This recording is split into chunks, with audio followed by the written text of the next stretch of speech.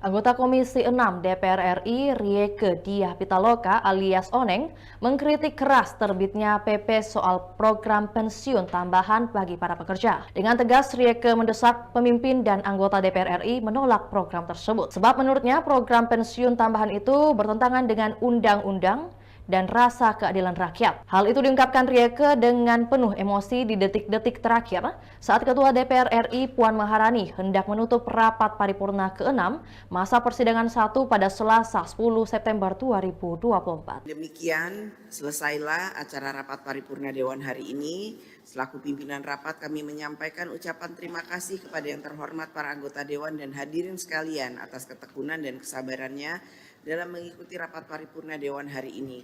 Dengan izin pimpinan. Ya, Bu Rieke. Assalamualaikum warahmatullahi wabarakatuh. Terima kasih pimpinan yang kami hormati atas kesempatannya, pimpinan dan anggota DPR RI sidang paripurna yang kami muliakan. Izinkan secara singkat saya menyampaikan pandangan tentang rencana program pensiunan tambahan yang direncanakan akan dihadirkan oleh pemerintah Republik Indonesia. Saat ini pertama PHK trennya melonjak, yang kedua fakta membuktikan adanya kerugian dari dana pensiun yang dimobilisasi oleh program pemerintah khususnya BUMN, Asabri senilai 22,78 triliun, Jiwasraya 16,81 triliun, dan indikasi investasi fiktif di dana Taspen sekitar 1 triliun. Namun demikian pemerintah tetap bersikeras akan menjalankan, alasannya adalah menjalankan perintah Undang-Undang Nomor 4 Tahun 2023 tentang pengembangan dan penguatan sektor keuangan, khususnya pasal 189. Saat ini potongan terhadap pekerja dan pemberi kerja di dalam skema jaminan sosial itu sudah cukup tinggi pimpinan. Total pekerja dipotong 4% dan pemberi kerja 10,24% hingga 11,74%.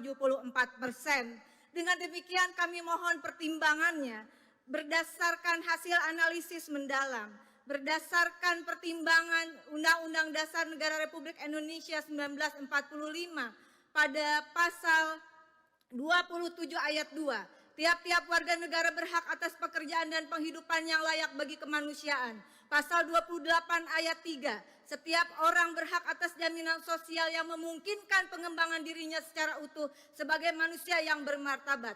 Pasal 34 ayat 2. Negara mengembangkan sistem jaminan sosial bagi seluruh rakyat dan memberdayakan masyarakat yang lemah dan tidak mampu sesuai dengan martabat kemanusiaan. Menimbang undang-undang tentang SJSN, menimbang undang-undang tentang BPJS.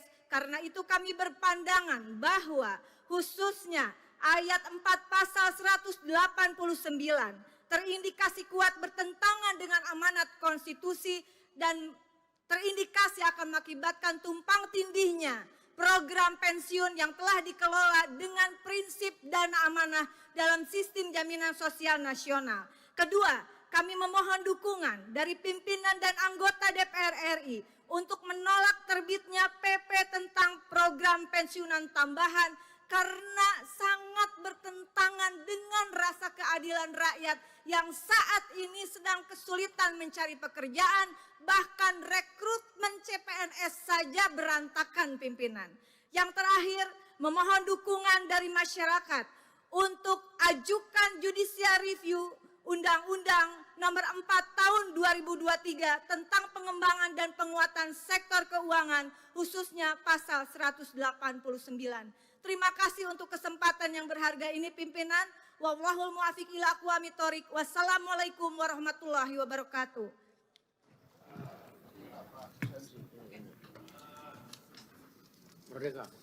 Terima kasih. Nanti akan dikaji oleh badan keahlian untuk ikut mencermati terkait dengan hal ini. Terima kasih kembali kami ucapkan kepada yang terhormat para anggota Dewan dan hadirin sekalian atas ketekunan dan kesabarannya dalam mengikuti rapat paripurna Dewan hari ini. Dengan seizin sidang Dewan, maka perkenankan kami menutup rapat paripurna dengan ucapan Alhamdulillahirabbil alamin. Wassalamualaikum warahmatullahi wabarakatuh. Om Santi, Santi, Santi Om. Namo Buddhaya. Salam kebajikan. Itulah tadi berita hot news kita pada hari ini. Saksikan berita hot news lainnya hanya di kanal YouTube dan Facebook Tribun Timur. Download Tribun X sekarang. Menghadirkan lokal menjadi Indonesia.